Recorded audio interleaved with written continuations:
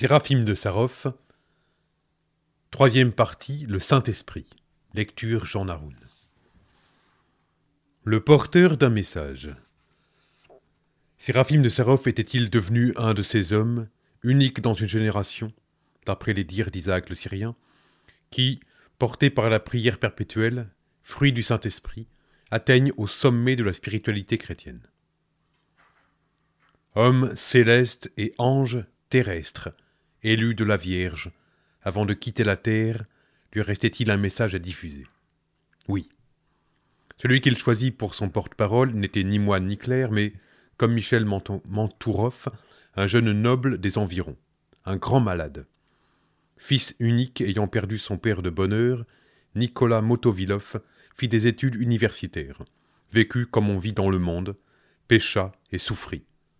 Atteint d'une maladie inguérissable à l'époque, probablement une sclérose en plaques, il consulta en vain, d'après ses propres dires, des allopathes, des homéopathes et des chirurgiens renommés en Russie comme à l'étranger. Désespéré, il se fit conduire à Sarov pour demander les prières du célèbre starets Séraphim.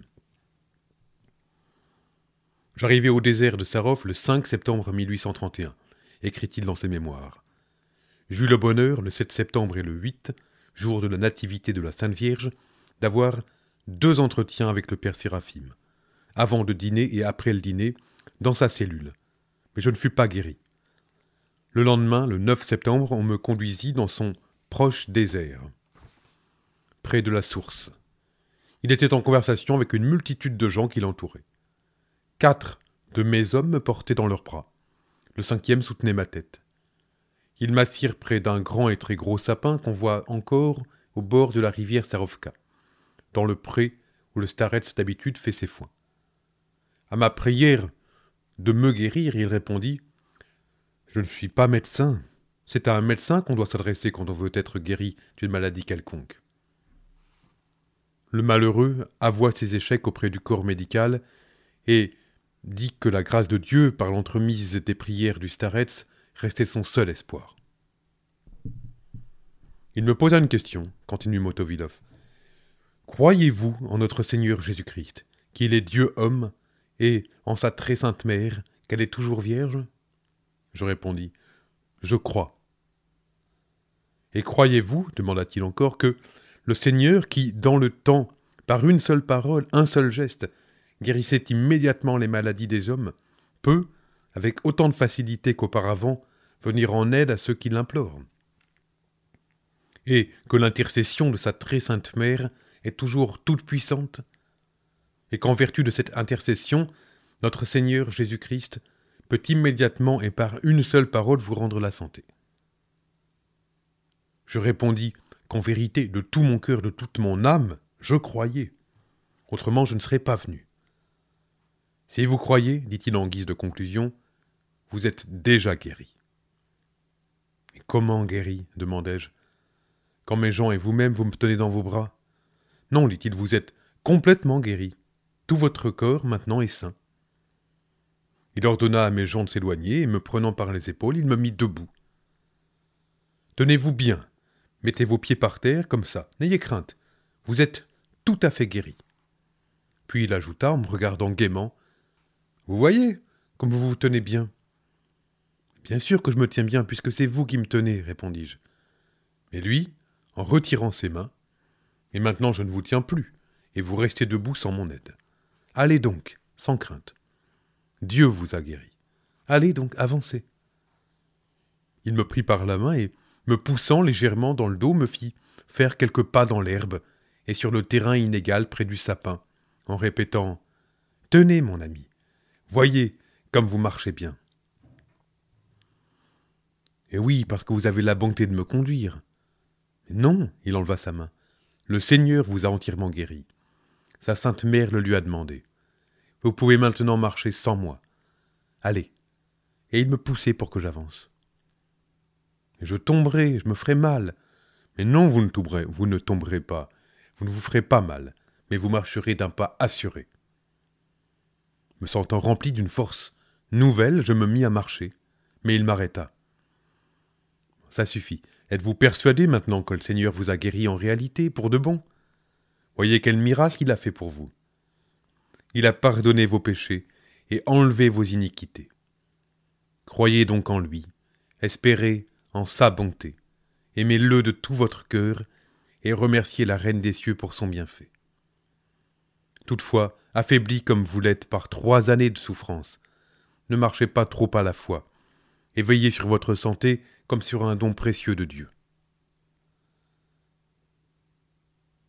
Dieu a pardonné vos péchés et enlevé vos iniquités, a dit le starets. Chez l'homme psychosomatique, les péchés et les maux physiques, la plupart du temps, ne font qu'un. En guérissant le paralytique, Jésus demandait aux pharisiens « Quel est le plus facile à dire ? Tes péchés te sont remis » ou « Lève-toi et marche » Luc chapitre 5, verset 23. Une chose est requise, la foi. Avec insistance, le père Séraphim posait la question à Mantourov comme à Motovilov. « Croyez-vous » Le miracle accompli, le Seigneur constatait « Ta foi t'a sauvé ». L'âme de Motovilov était donc malade, comme son corps. Comment le père Séraphim le savait-il? Le jeune homme s'était sans doute ouvert à lui durant les entretiens de la veille, mais il y avait plus. Un starets possède la faculté de voir un homme tel qu'il est, en réalité, et non tel qu'il se croit ou a la prétention de se présenter. Nos vertus visibles, mais irréelles, nous empêchent de lutter contre nos péchés invisibles, mais réels, disait le métropolite Philaret de Moscou. Un confesseur superficiel et pressé se contente, par acquis de conscience, d'absoudre cette image stéréotypée et fallacieuse que lui présente son pénitent. Tandis qu'en vertu d'un don spécial, un starets voit chaque être tel que Dieu le voit, et cherche à l'aider à se libérer de ses entraves cachées. Compliqué, passionné, généreux et instable, Nicolas Motovilov n'avait ni la joyeuse candeur, ni la pure simplicité d'un Michel Mantourov. C'est lui pourtant que le starets choisit. Guéri et plein de reconnaissance, il venait souvent voir son bienfaiteur, et c'est pendant une de ses visites à la fin du mois de novembre 1831, un an environ avant la mort du starets, qu'eut lieu l'entretien maintenant célèbre sur le but de la vie chrétienne que l'homme de Dieu destinait au monde entier et que Motovilov devait transmettre.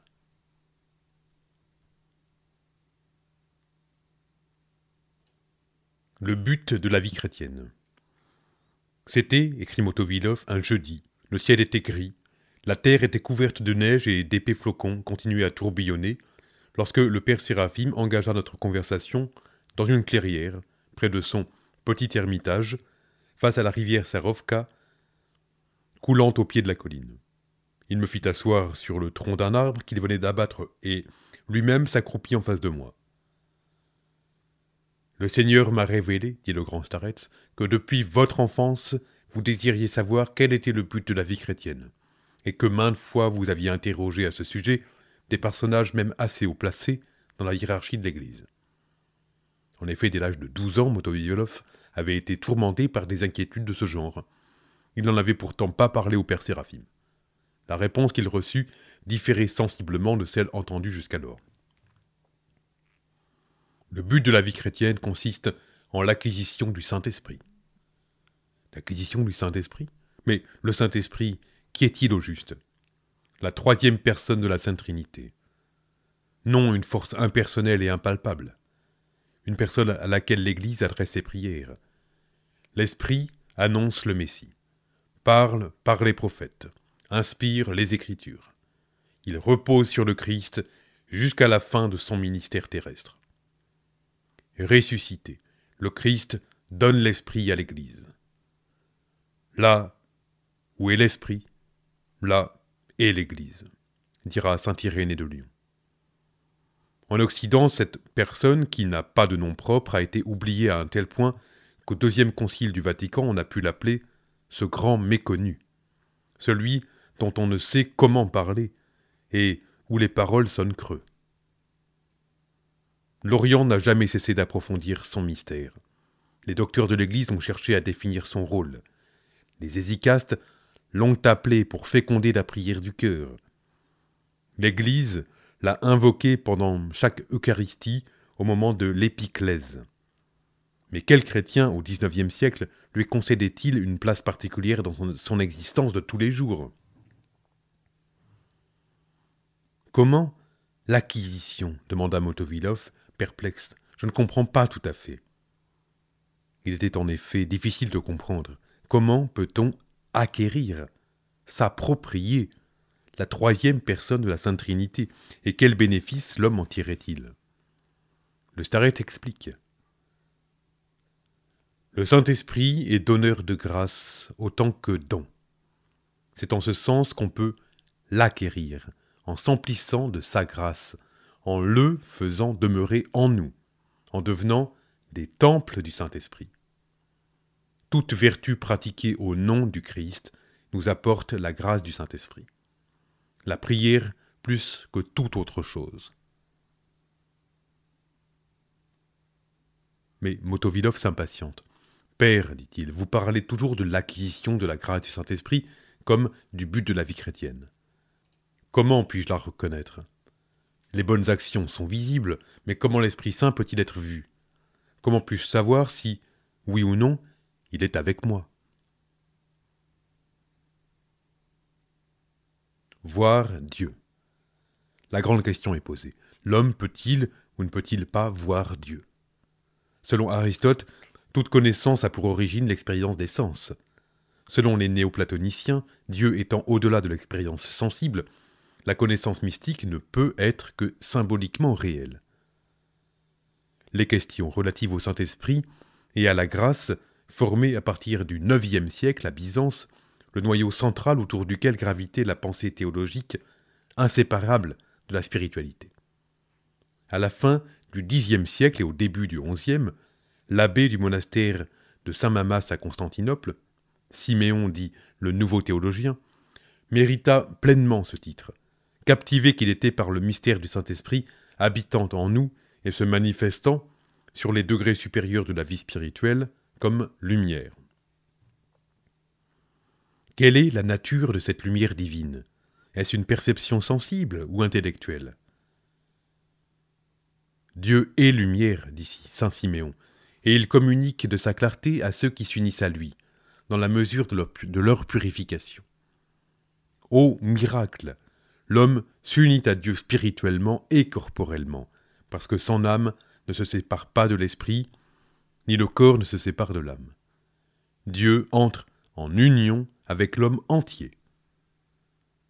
Celui qui est Dieu, par nature, s'entretient avec ceux qu'il a fait Dieu par la grâce, comme un ami s'entretient avec ses amis, face à face. Le Saint-Esprit devient en eux tout ce que les Écritures disent au sujet du royaume de Dieu. Nous ne parlons pas de choses que nous ignorons, affirme Siméon, mais de ce qui nous est connu, nous rendons témoignage.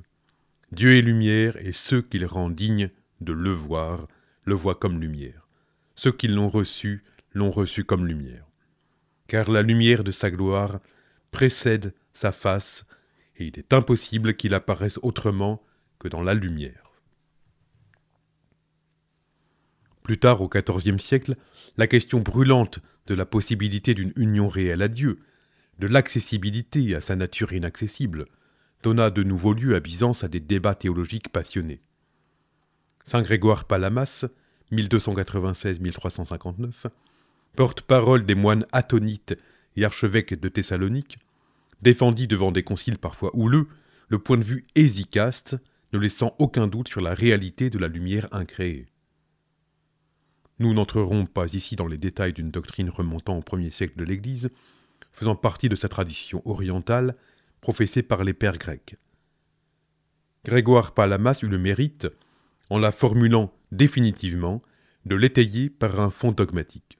Selon lui, il faut distinguer en Dieu son essence, totalement incognoscible et inaccessible, et ses énergies, débordement de la nature divine, s'écoulant éternellement de l'essence une de la Trinité et auquel l'homme peut avoir accès. Les pères appliquaient à ces énergies le nom de rayons de divinité.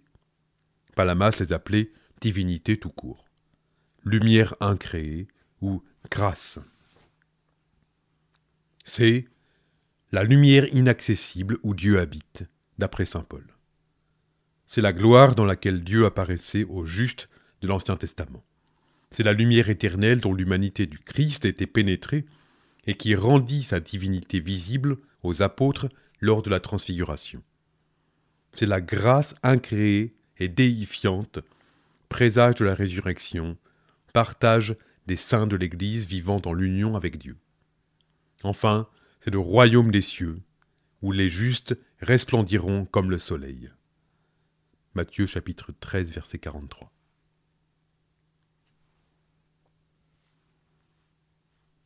En Russie. Les saints russes en ont-ils eu l'expérience? Contemporain de Grégoire Palamas, saint Serge de Radonej, 1314-1392, a été vu par les moines Isaac le Taciturne et Macaire concélébrer une liturgie avec son frère et un troisième célébrant étincelant de lumière. La liturgie terminée, ils demandèrent qui c'était. « Si Dieu nous l'a révélé, répondit le saint, je ne peux pas vous le cacher. Celui que vous avez vu est un ange du Seigneur, et non seulement aujourd'hui, mais toujours je concélèbre, indigne que je suis, avec lui. » Une autre fois, Simon l'ecclésiarque vit, pendant la liturgie, un feu se propager autour de l'autel, et au moment de la communion, entrer dans le calice auquel but le saint. Mais revenons dans la forêt de Sarov, où, sous une neige qui tombait doucement d'un ciel gris, le starets Séraphim, au XIXe siècle, s'entretenait de ces mystères avec un jeune laïc, Motovilov. Dans l'optique de ce que nous venons de dire, il nous sera plus facile de suivre leur conversation et d'apprécier, sous leur dehors toujours bon enfant, la stricte conformité des paroles du starets à la tradition orthodoxe.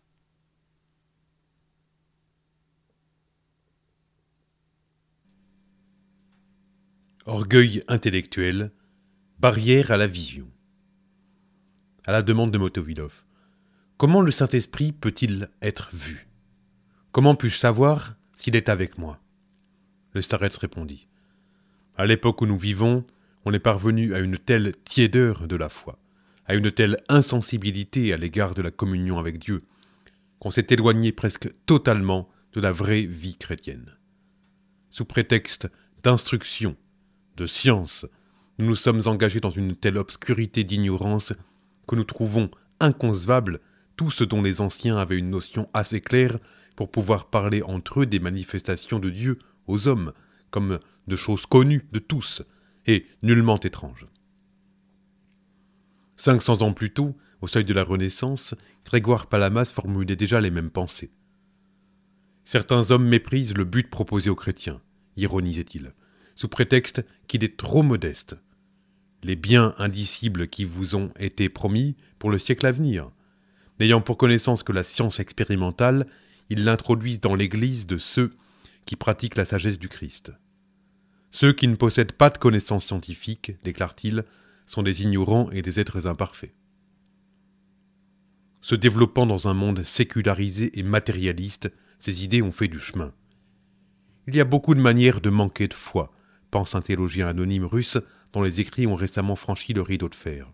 La pire, c'est d'avoir une foi raisonnable et raisonneuse. Il n'est certes pas exclu que la foi puisse être défendue à l'aide de la raison, mais il faut pour cela que l'intelligence, en état de grâce, se nourrisse des profondeurs de la vie divine. Aussitôt cette source tarie, commence le rationalisme religieux. Ce qui correspond aux paroles de saint Paul, si quelqu'un s'imagine connaître quelque chose, il ne connaît pas encore comme il faut connaître. Mais si quelqu'un aime Dieu, celui-là est connu de lui. Mais père, insistait Motovilov, comment puis-je connaître en moi la présence de la grâce du Saint-Esprit? Je vous ai déjà dit que c'était fort simple. Que vous faut-il de plus?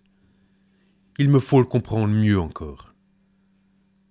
Alors, écrit Motovilov, le père Séraphim me prit par les épaules et dit « Nous sommes, tous les deux, dans la plénitude de l'Esprit Saint. Pourquoi ne me regardes-tu pas ?»« Je ne puis, père, des foudres jaillissent de vos yeux. Votre visage est devenu plus lumineux que le soleil. » « N'ayez pas peur, vous êtes devenu aussi lumineux que moi. Vous aussi, vous êtes à présent dans la plénitude de l'Esprit Saint. Autrement, vous n'auriez pas pu me voir. Pourquoi ne me regardez-vous pas dans les yeux? Osez me regarder, sans crainte. Dieu est avec nous. »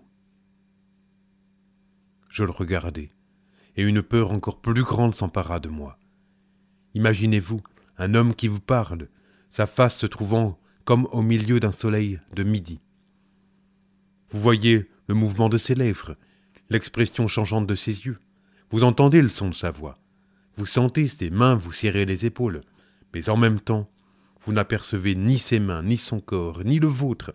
Rien qu'une étincelante lumière se propageant tout autour, à une distance de plusieurs mètres, éclairant la neige qui recouvrait la prairie et tombait doucement sur le grand Starets et sur moi-même. Comment décrire ce que j'éprouvais alors? « Que sentez-vous » demanda le Starets. Le dialogue qui s'ensuit est extraordinaire. Motovilov est heureux. Son âme, pleine de silence, est remplie de paix et de joie. Son corps, malgré le froid, se complaît dans une agréable chaleur. Il hume un délicieux parfum. Le Starets commente longuement tous ses états. « C'est ainsi que les choses doivent être, finit-il par dire. La grâce divine habitant au plus profond de nous, dans nos cœurs. Le royaume des cieux étant dedans de vous, enseigne le Seigneur. Par le royaume des cieux, il entend la grâce du Saint-Esprit. C'est l'état dans lequel nous sommes actuellement, que le Sauveur avait en vue lorsqu'il promettait à ses disciples « Je vous le dis en vérité, quelques-uns de ceux qui sont ici ne mourront pas avant qu'ils n'aient vu le royaume de Dieu venir avec puissance. » Et que voit-il? La transfiguration dans la lumière taborique. Il me semble qu'à présent vous n'allez plus m'interroger, ami de Dieu, sur la façon dont se manifeste dans l'homme la présence de la grâce de l'Esprit Saint. Cette manifestation, vous en rappellerez-vous?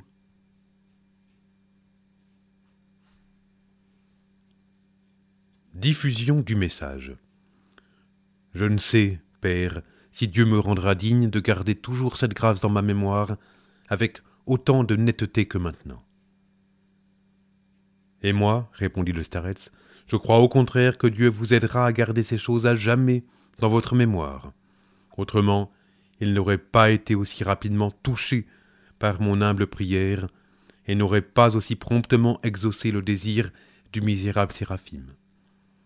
D'autant plus que ce n'est pas à vous seul qu'il a été donné la manifestation de cette grâce, mais, par votre entremise, au monde entier.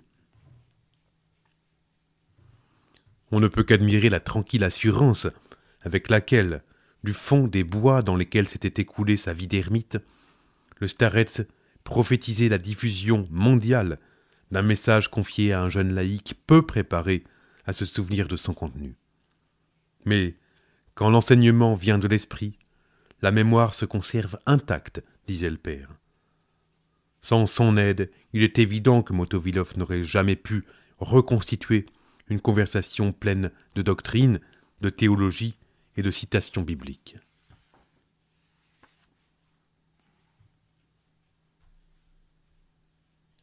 Moine et laïc. Quant à nos états différents de moine et de laïc, ne vous en souciez pas, dit le vieillard. Son jeune interlocuteur est un laïc. Lui-même est un moine. Ça n'a pas d'importance, affirme le Starets. C'est la foi et l'amour qui comptent. À proprement parler, il n'est pas non plus, lui, un théologien. Qu'est-il? Un hésychaste devenu tout prière. Et quiconque sait prier est théologien, dit la sagesse orthodoxe. Il faut posséder la théologie patristique par le dedans. L'intuition peut être plus importante que l'érudition. Elle seule ressuscite et vivifie les vieux textes, les transforme en témoignages. Cette intuition n'est autre que la grâce du Saint-Esprit. Cette intuition, née de la grâce, le starets Séraphim l'a possédée au plus haut degré, au point d'illustrer ses paroles par un témoignage visuel et vivant. Familière au parfait, les réalités du siècle futur, entrevues dès ici-bas, sont à la portée de tous les chrétiens, incluses qu'elles se trouvent dans la grâce baptismale, enseigne Siméon le nouveau théologien. Cette grâce, toutefois, pour être efficace, ne doit pas seulement être reçue dans le sacrement, mais acquise avec des peines et des labeurs multiples. La vertu, disait le père Séraphim, n'est pas une poire qui se mange d'un seul coup. Autant que l'obéissance, il prônait la patience. La montée vers le royaume exige de la patience et de la générosité. Car ce n'est pas facilement qu'on triomphe de l'attachement aux vanités de ce monde. Ce n'est qu'après avoir supporté, avec l'aide de la prière, de multiples tentations involontaires, qu'on devient un homme humble, sûr et expérimenté. La patience, disait-il pour finir, est l'application de l'âme au travail.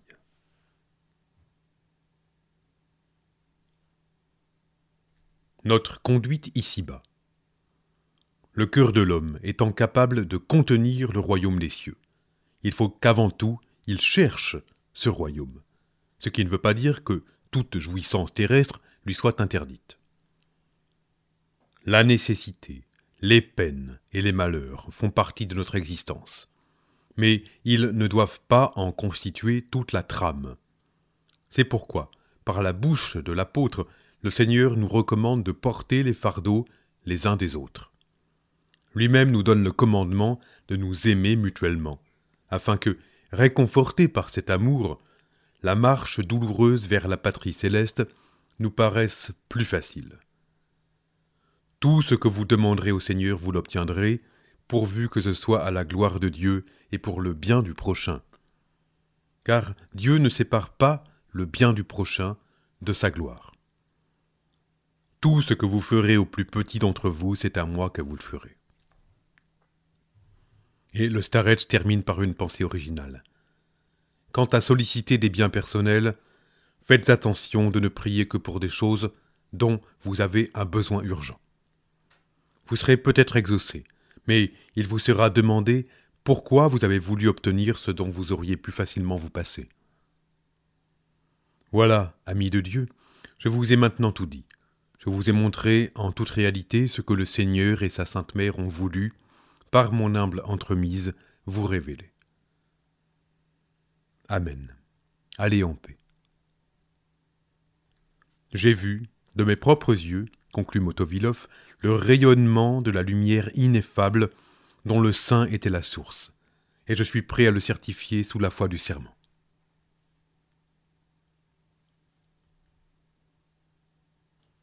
Transfiguration. Ce qu'un Byzantin raffiné, Siméon le nouveau théologien, avait enseigné, chanté dans ses écrits et des sermons beaux comme des poèmes, le misérable Séraphim l'avait humblement démontré dans un cadre campagnard à un jeune homme étonné et lent à comprendre. Loin du Sinaï, de la Palestine, de la Grèce, la lumière incréée s'était manifestée dans une forêt austère et triste, pendant une froide journée de novembre. Le ciel était bas et il neigeait. Lentement, tranquillement, silencieusement, il neigeait.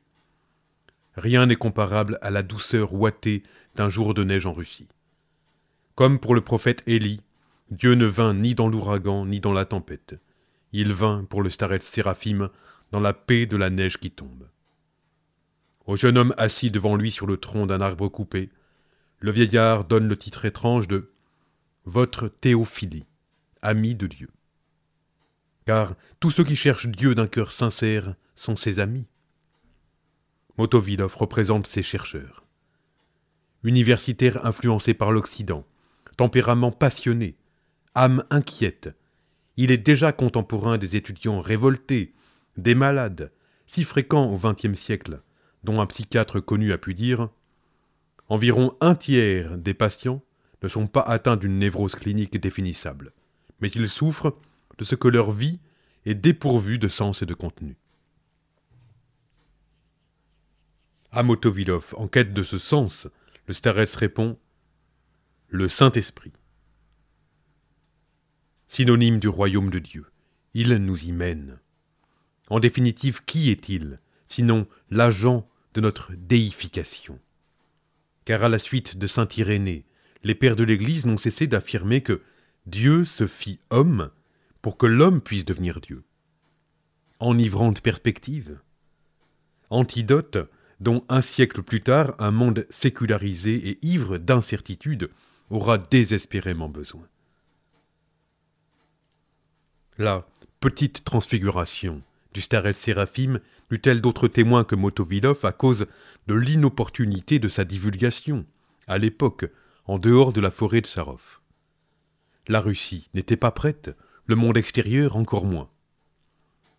En attendant, aidé par l'Esprit Saint, Motovilov consigna son dialogue avec le starets dans ses mémoires, dont, avant de mourir, une quarantaine d'années plus tard, il confia le cahier à sa femme. Sentant, à son tour, l'approche de la fin, elle l'exhuma du grenier où elle l'avait relégué pour le confier à un écrivain de passage qui publia le dialogue concernant le Saint-Esprit dans le journal de Moscou sous le titre « Comment l'Esprit de Dieu se manifesta en Saint Séraphim au cours de son entretien sur le sens de la vie chrétienne. » Il pouvait dire « Saint Séraphim », puisque la canonisation du starets eut lieu la même année, 1903, 70 ans après sa mort, 72 ans après la conversation près du proche petit désert dans la forêt.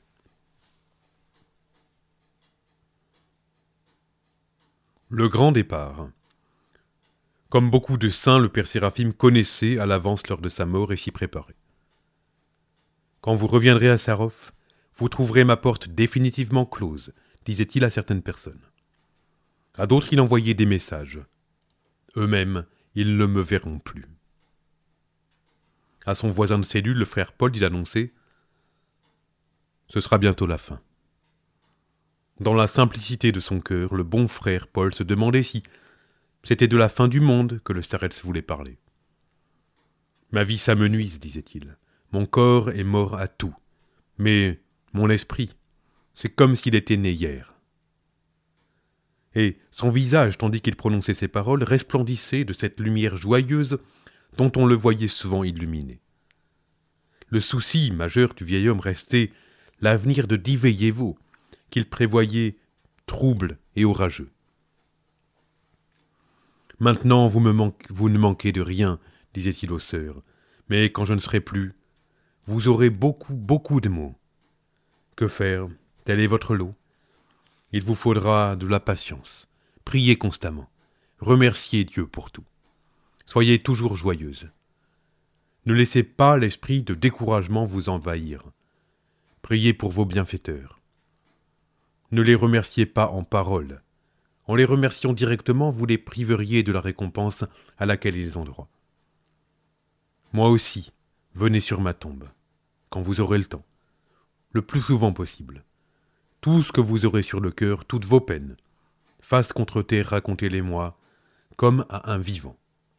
Et je vous entendrai, et j'enlèverai votre tristesse, car pour vous, je serai vivant toujours.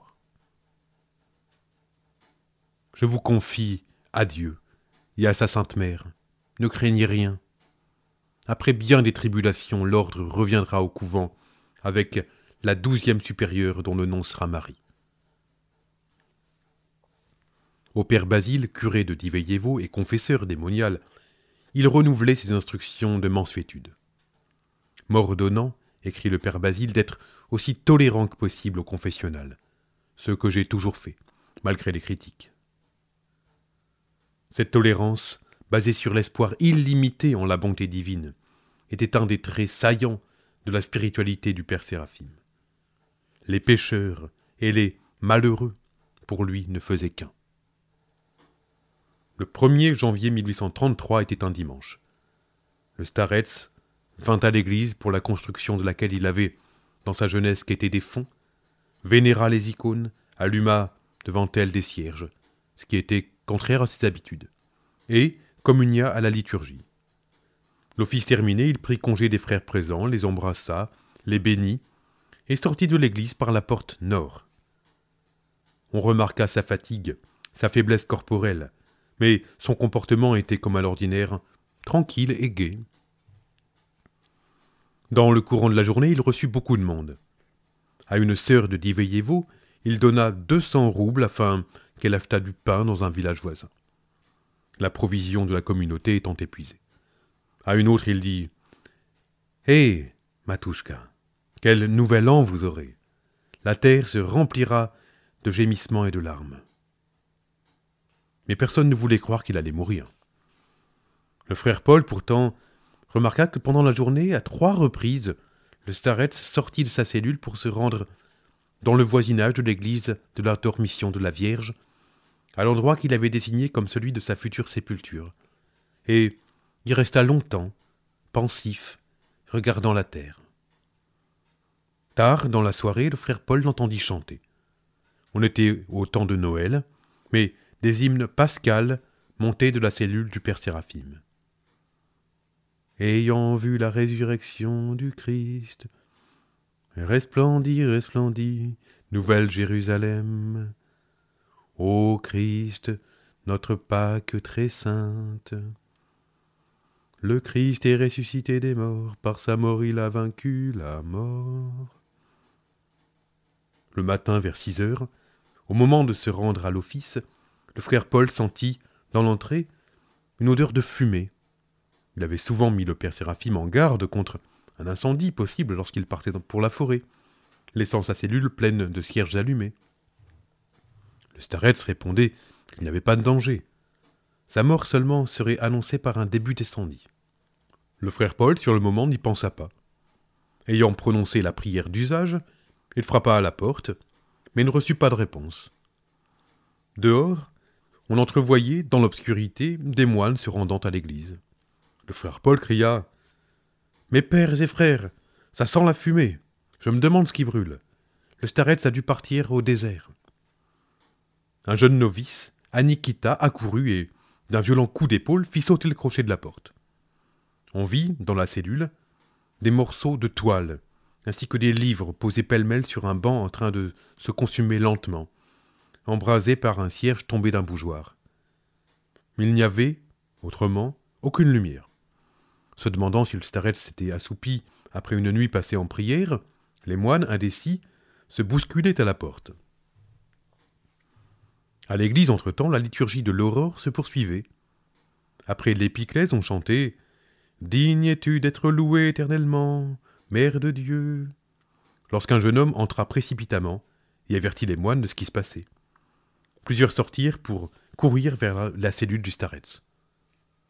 Se mouvant à tâtons dans l'obscurité, le frère Paul et le novice Anikita s'étaient approchés du père Séraphim.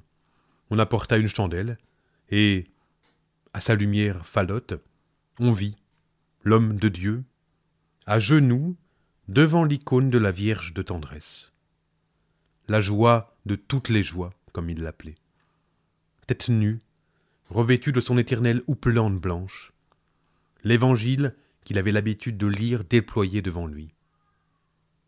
Ses mains étaient croisées sur sa poitrine, au-dessus du crucifix de cuivre, bénédiction maternelle qui ne le quittait jamais. Son visage était paisible et serein. Dormait-il ? Doucement, on essaya de le réveiller. Mais ses yeux ne s'ouvrirent pas. À genoux, devant sa céleste souveraine, le starets Séraphim s'était endormi pour toujours.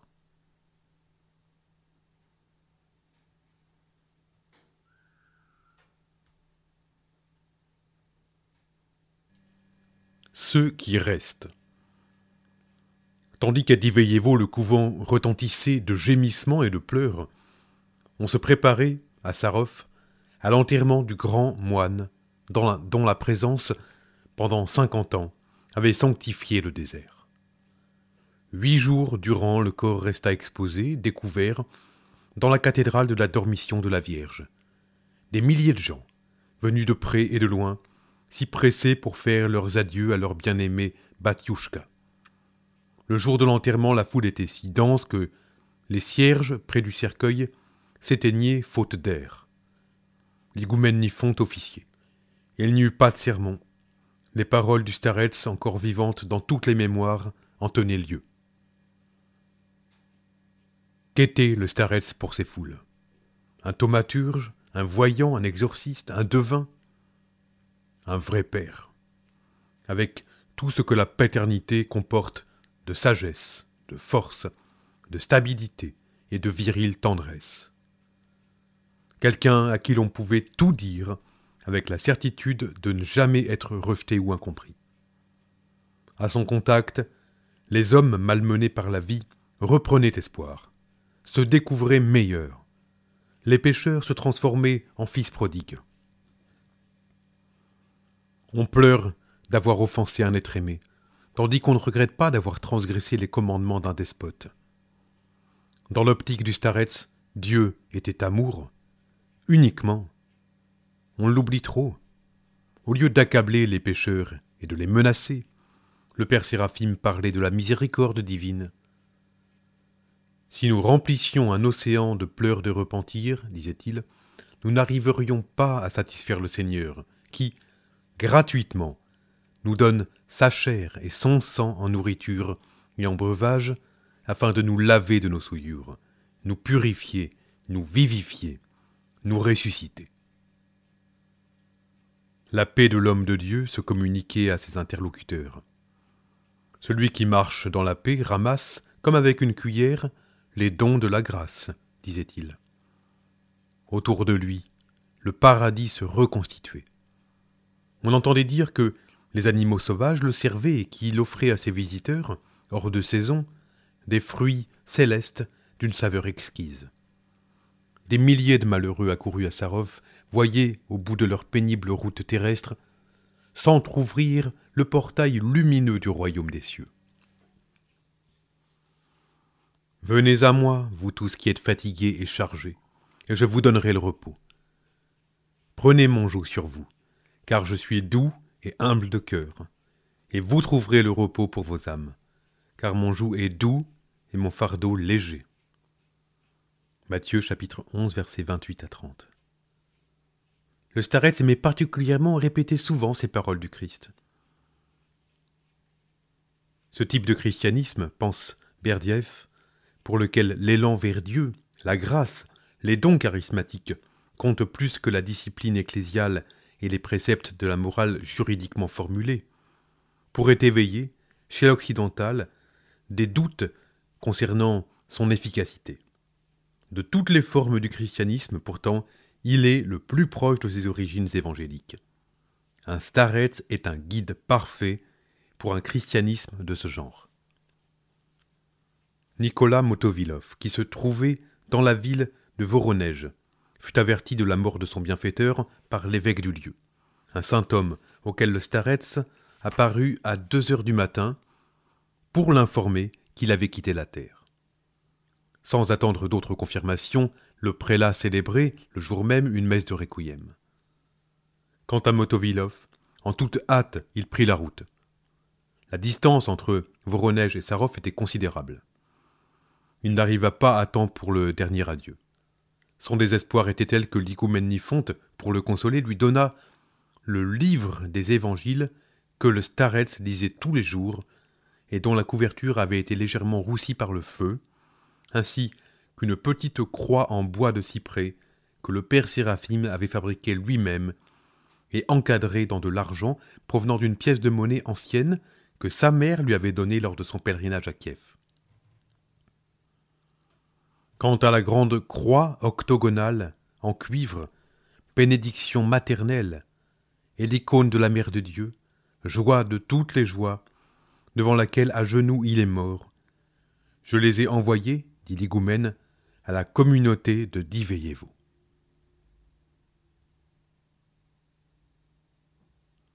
Tribulation prédite. En 1833, année de la mort du père Séraphim, les moniales de Diveyevo formaient deux communautés séparées. L'une appelée communauté de Kazan, fondée par la mère Agathe, l'autre communauté meunière, fondée par le starets à la demande de la Vierge Marie. 113 femmes, veuves et jeunes filles de tout âge, vivaient dans les 17 maisonnettes de la communauté de Kazan, tandis que 120 moniales, toutes vierges, occupaient les 19 cellules construites sur un terrain donné par une bienfaitrice à la communauté meunière. Chaque communauté gardait sa règle. Celle de Kazan suivait opiniâtrement la règle, stricte et dure, des moines du désert de Sarov, tandis que la communauté meunière vivait surtout, comme le voulait le starets, de la prière de Jésus. Dans les deux églises, celle de la Nativité du Christ et celle de la Nativité de sa Sainte Mère, les veilleuses restaient allumées devant les icônes et la lecture du psautier se poursuivait ininterrompue nuit et jour. Grande était la pauvreté des sœurs. Mal nourries, manquant souvent du nécessaire, travaillant dur, elles se sentaient cependant soutenues par la prière devant l'icône de la joie de toutes les joies, et par l'amour mutuel qu'elles se portaient. Le bon père Basile Sadowski les réconfortait par de fréquentes visites. Aussi souvent que possible, elles se rendaient à Sarov sur la tombe de leur bien-aimé Batiouchka pour lui confier, comme il l'avait permis, leurs peines et leurs chagrins. Le soir, tout en travaillant à la lueur fumeuse d'une louchina, qui est une fine lamelle de bois qu'on allumait pour s'éclairer, elles repassaient dans leur mémoire les souvenirs des temps heureux, où il était de ce monde, se rappelant ses miracles, sa gaieté, ses affectueuses paroles. Chacune avait quelque chose à raconter. 5 supérieurs se succédèrent dans la tranquillité et la paix.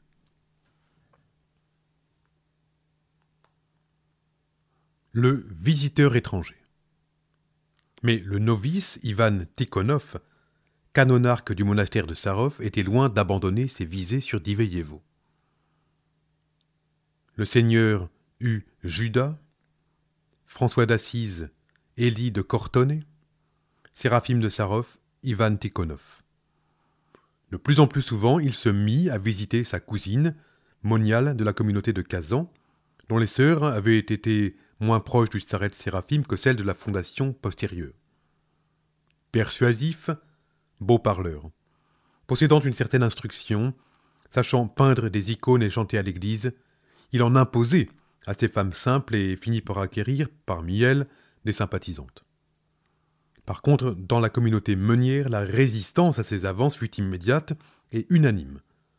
Les sœurs lui dirent en face que le père Séraphim leur avait interdit de frayer avec lui.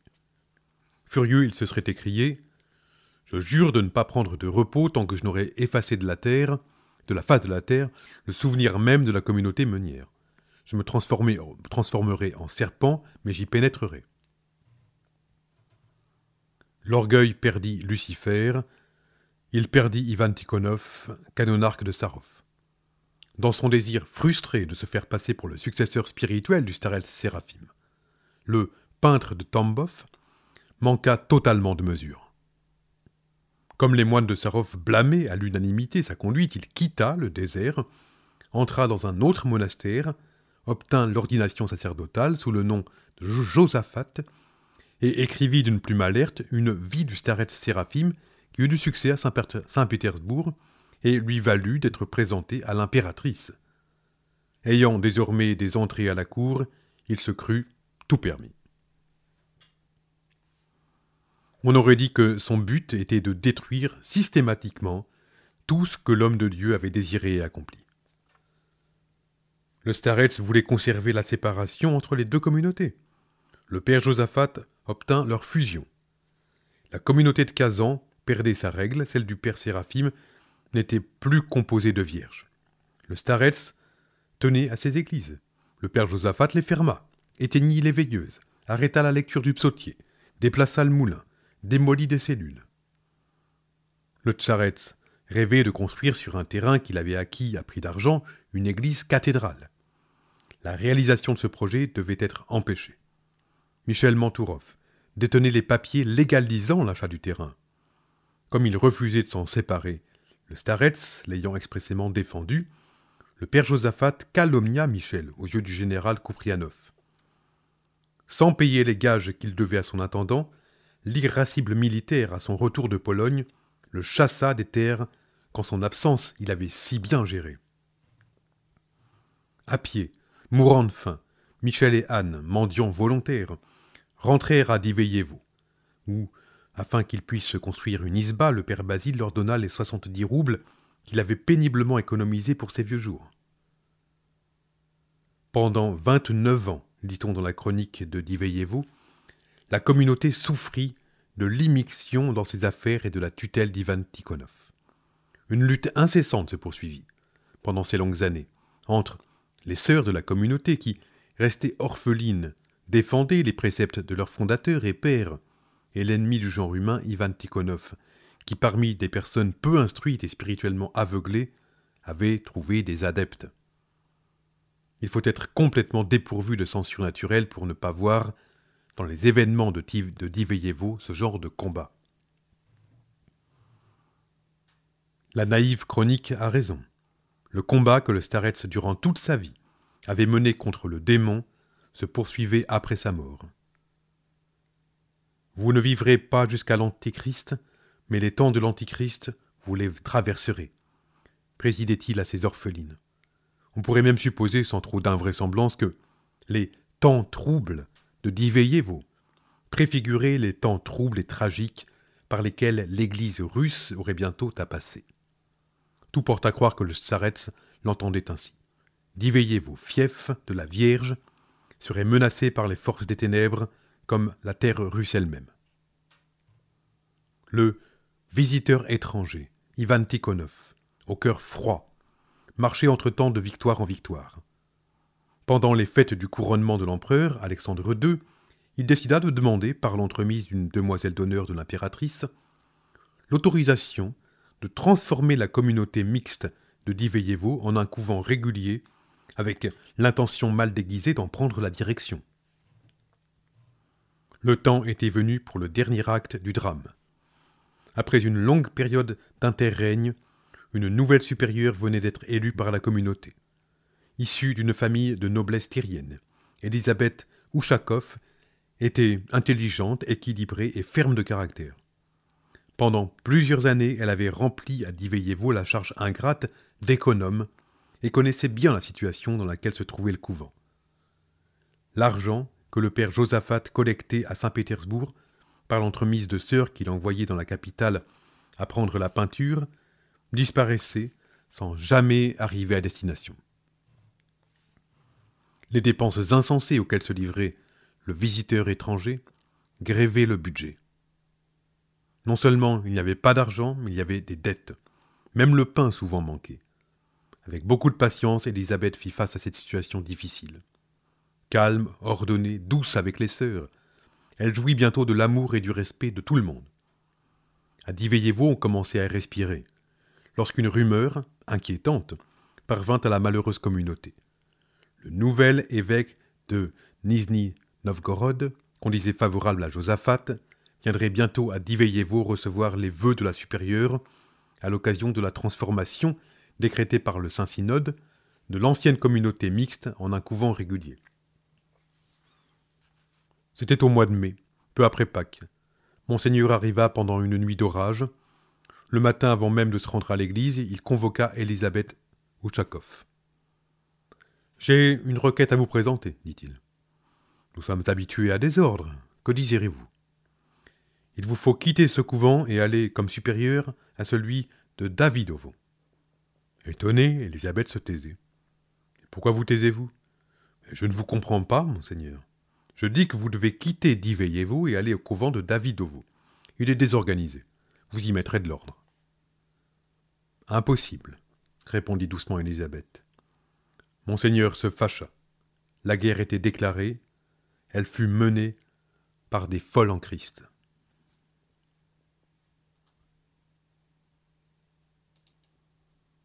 Un peu de folie. Oh, si vous pouviez supporter de ma part un peu de folie, soupirait saint Paul. Y avait-il du fol en Christ en Séraphim de Sarov?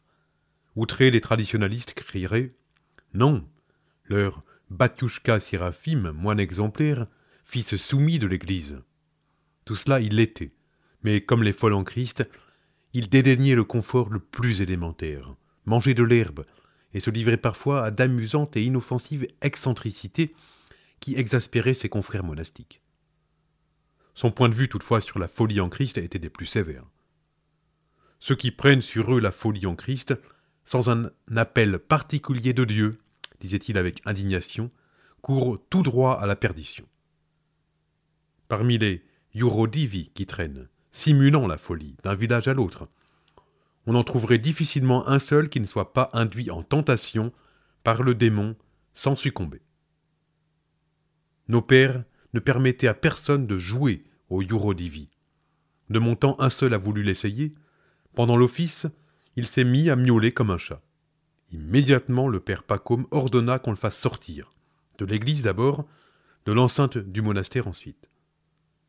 Il existe 3 voies qu'on ne doit pas suivre sans être appelé d'une façon particulière. Celle de la direction d'un monastère, celle de la réclusion et celle de la folie en Christ. On voit donc que c'est au pinacle qu'en définitive saint Séraphim portait ses mordus de Dieu. Prophète lui-même, il se servit de ces petits prophètes pour que lui, disparu, il puisse agir à sa place. Comme ceux de l'Ancien Testament, ces derniers devaient frapper l'imagination populaire par des façons de faire peu communes. Isaïe, on le sait, se promena tout nu pendant 3 ans. Jérémie porta un joug sur ses épaules pour prédire la captivité d'Israël. Ézéchiel dut faire un trou dans sa maison et en sortir, portant son baluchon pour montrer aux habitants de Jérusalem ce qui les attendait. « Car j'ai fait de toi un symbole pour la maison d'Israël, dit Dieu. » Le mariage malheureux d'Osée n'était qu'une figure du mariage de Yahvé avec son peuple infidèle. Les paroles mystérieuses des Yurodivi, leurs actions symboliques et leur faculté de prédire l'avenir, les apparentaient aux prophètes. Non seulement devaient-ils signifier la volonté de Dieu, mais eux-mêmes ils devaient se muer en signes. Comme leurs confrères bibliques, ils avaient parfois le don d'évoquer l'avenir en figure, de le mimer. Sous une apparence volontairement repoussante, ils cachaient les dons de l'esprit que seuls trahissaient la clarté de leurs yeux, la limpidité extraordinaire du regard.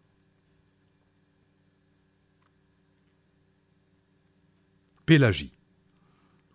Au moment de la visite de Monseigneur Nectaire à Diveyevo, le couvent abritait une folle en Christ nommée Pélagie.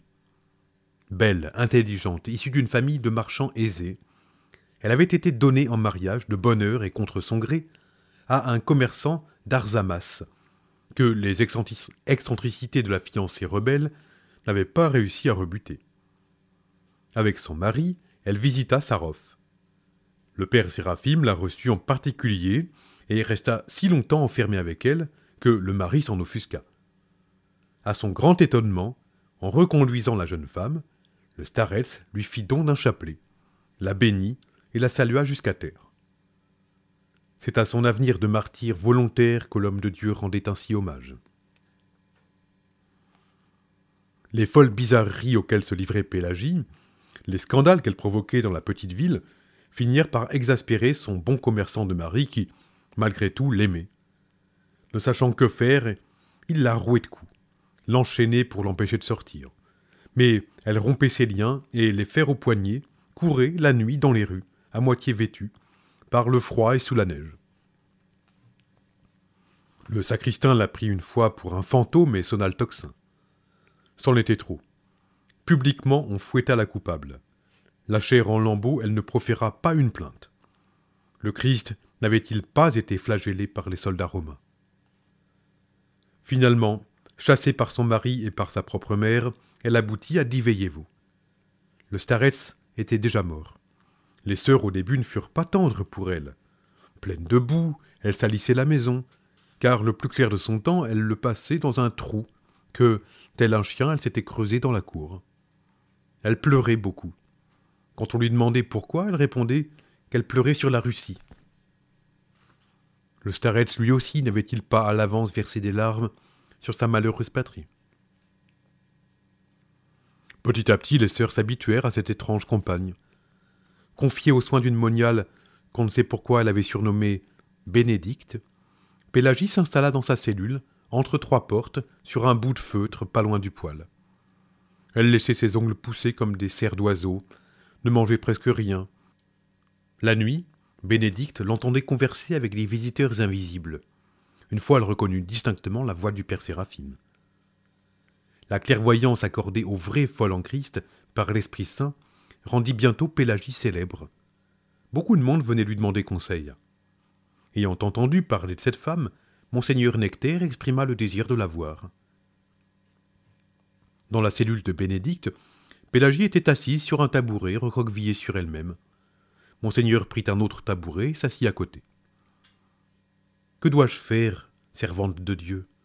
Que dois-je faire » dit-il. La résistance de la communauté de Diveyevaux à son projet de lui donner, à la prière du père Josaphat, une nouvelle supérieure, l'avait troublé.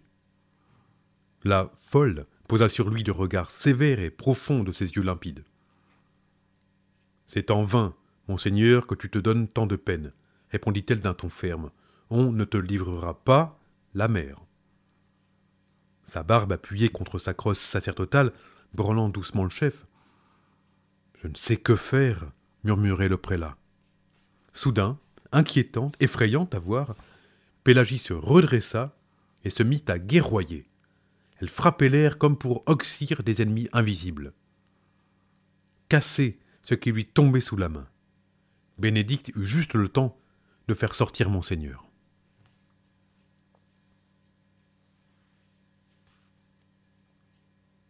Parasève. Dans une autre aile du bâtiment, la vieille Parasève, sœur de la petite Marie, préférée du starets, entrée au couvent à l'âge de 13 ans et morte quelques années après, était elle aussi en proie à une folie prophétique. L'aidant un jour à descendre d'un char à foin, le starets lui avait dit « Tu es plus haut placé que moi. Sur la fin de ta vie, tu seras folle en Christ. Quand tu verras la fontaine bouillonner d'impureté, tu sauras que le moment est venu. N'aie pas peur. Dis la vérité. Ensuite, tu mourras. » Or, s'étant rendu à Sarov pour prier sur la tombe du starets, quelques jours avant l'arrivée de l'évêque, Parasève alla à la fontaine puiser l'eau. Toujours limpide, la fontaine, soudain, se brouilla. Comme projetés par une force invisible, le sable et les cailloux montaient du fond à la surface. Épouvantée, la vieille religieuse regardait autour d'elle pour comprendre la cause de ce phénomène insolite. Lorsqu'elle aperçut la sœur Loukia, adepte fervente du père Josaphat, descendre vers la source. Elle comprit. Le starets Séraphime n'avait-il pas discerné un jour, dans l'eau trouble, l'approche de celui qui n'était alors que le novice Ivan Tikhonov, et qui, depuis, s'était avéré l'ennemi le plus redoutable de la communauté. Le moment de cracher la vérité était donc venu. Parasève se souvint des paroles du père Séraphime. « Ensuite, tu mourras. »« Adieu, Élie, dit-elle à un frère de Sarov, venu à la fontaine, je ne te verrai plus. »« Et que dites-vous là, Matouchka, pourquoi parler de mort ?» Mais elle, très calme, insistait. « Tu ne me verras plus, Élie. Adieu. » Et maintenant, tandis que Pélagie guerroyait dans sa cellule, Parasève, ayant craché la vérité à l'évêque, cassé, vêtu d'une peau de mouton retournée à l'envers, les vitres de la sienne.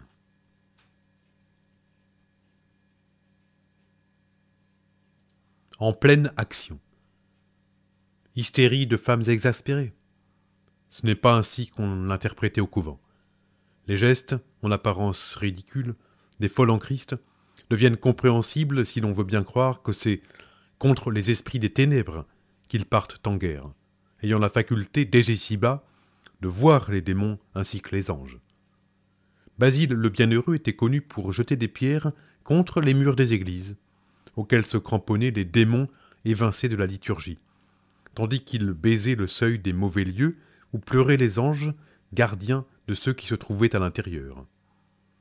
La tentative du visiteur étranger, le père Josaphat, de substituer sa créature, sœur Lucia, à la mère actuelle, afin de gouverner par son entremise la communauté, ne pouvait s'expliquer autrement que par un assaut du malin contre le fief de la Vierge. Et, représentantes du starets, les folles réagissaient. Tout allait de mal en pis. Monseigneur déclara que le lendemain après la liturgie, on tirerait au sort. Si le sort tombe sur sœur Lucia, celles qui refuseront de l'accepter comme supérieure seront renvoyées. Comme il fallait s'y attendre, le sort tomba sur Lucia. Un remous se produisit dans l'assistance. On entendit des sanglots. Une femme tomba évanouie. On chuchotait que les 3 billets présentés à l'évêque ne contenaient tous qu'un seul nom. C'est pourquoi il s'était empressé de mettre les 2 restants dans sa poche. Avait-il la conscience tranquille?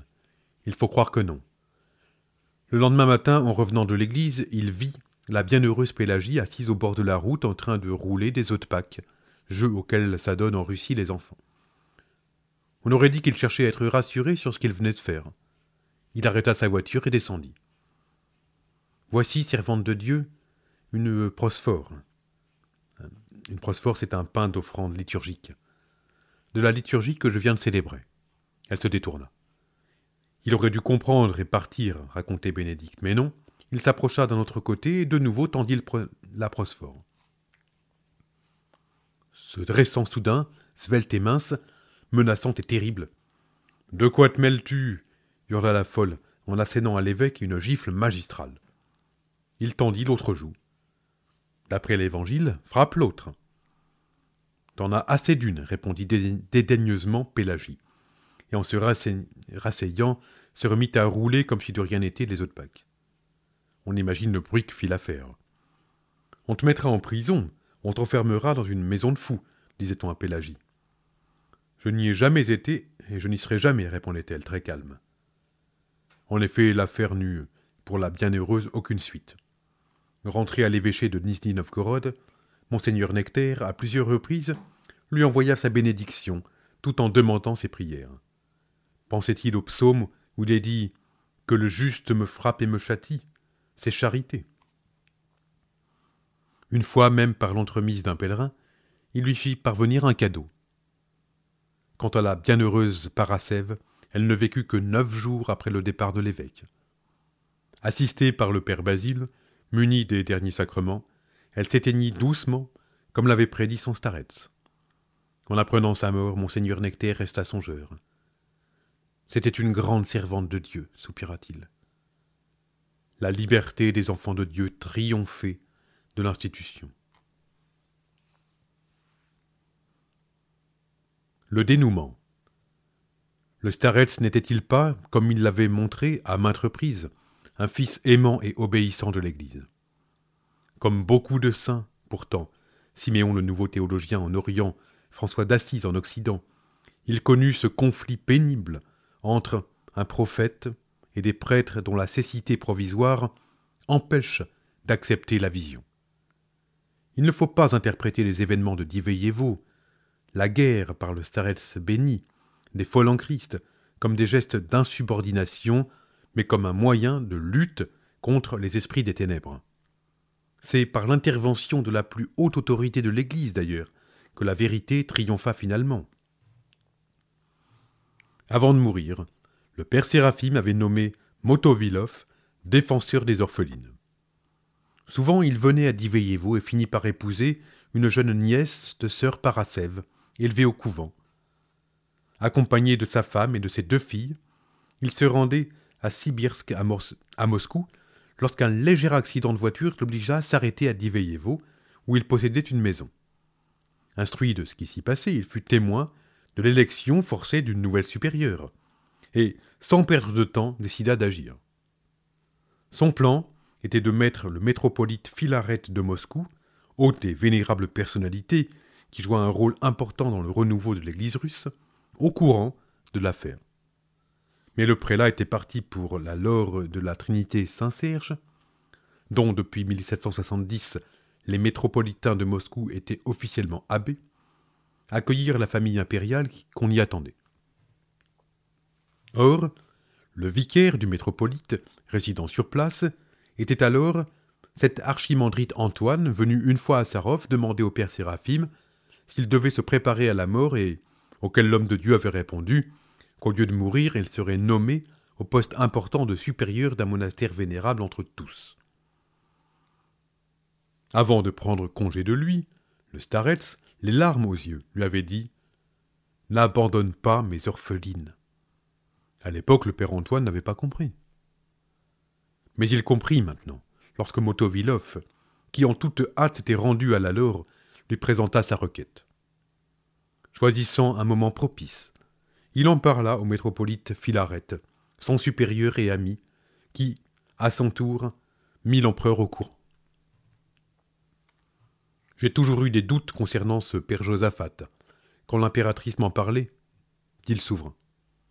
Une enquête fut ouverte, menée rondement, avec objectivité, intelligence et tact, sous la surveillance du métropolite lui-même.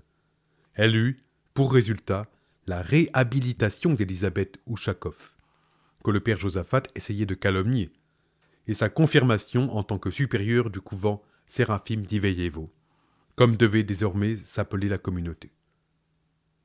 Elle reçut l'habit et prononça ses vœux sous le nom de Marie.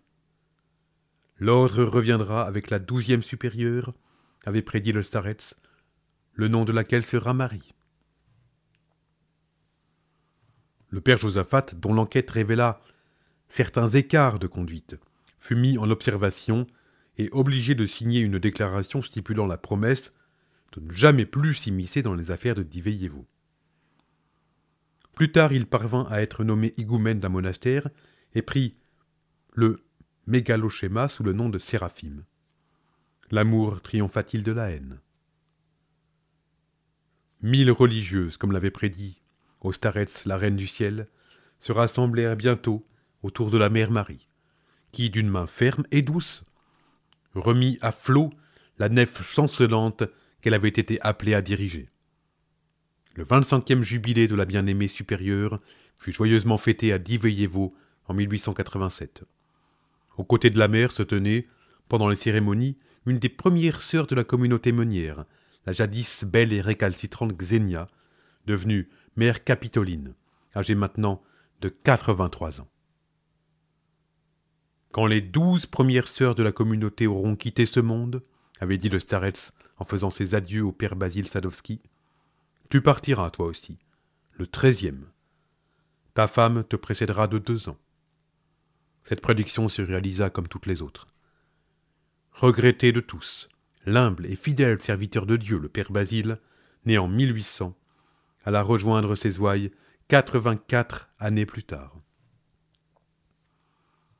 Fais-toi enterrer à droite de l'église de la Nativité, lui avait dit le starets. Michenka, diminutif de Michel, sera couché à gauche. Et moi, on me mettra au milieu. Comme ça, nous serons tous ensemble. Mantourov, effectivement, fut déposé pour dormir son dernier sommeil à gauche de cette église qu'à ses frais il avait construite.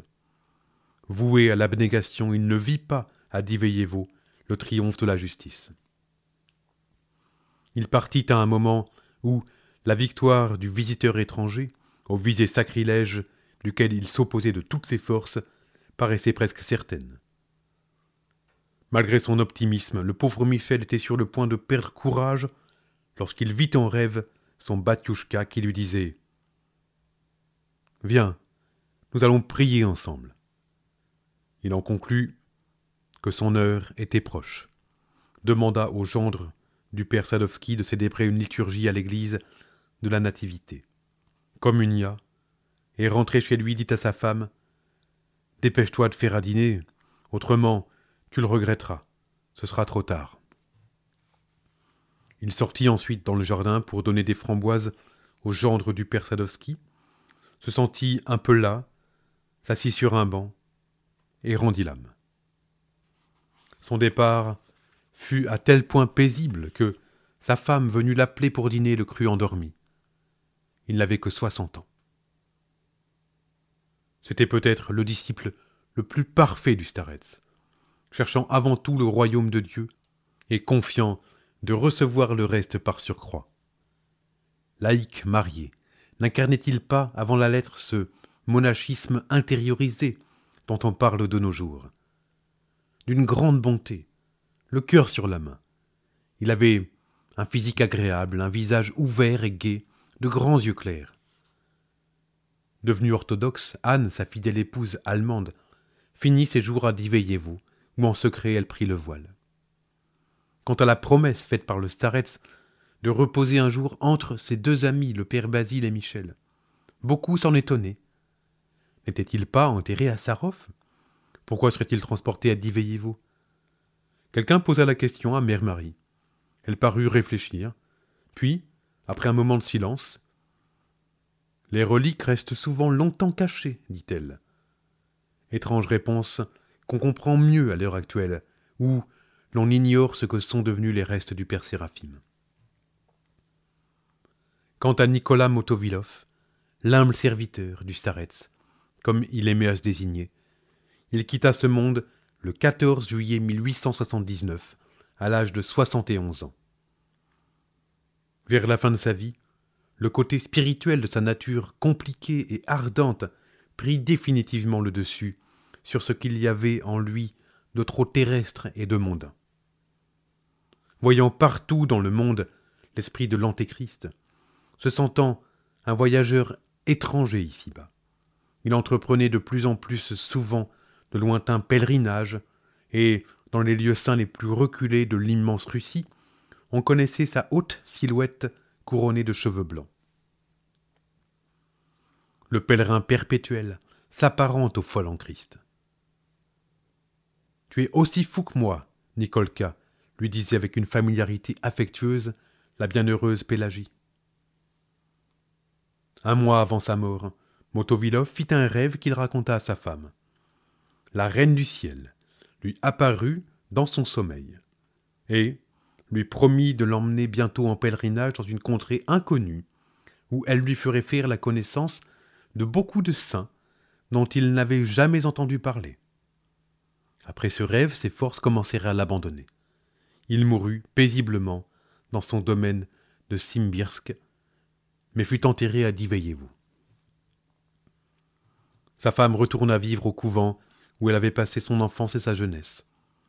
Avant de mourir, comme nous l'avons dit, elle confia le cahier de mémoire de son mari à un écrivain de passage, Serge Nilus.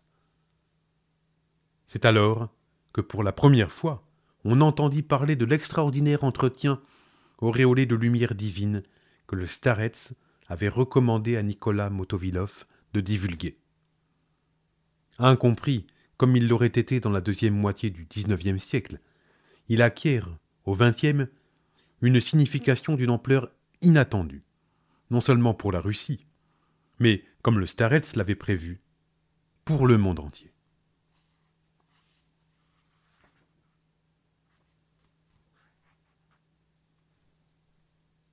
Fin de la troisième partie.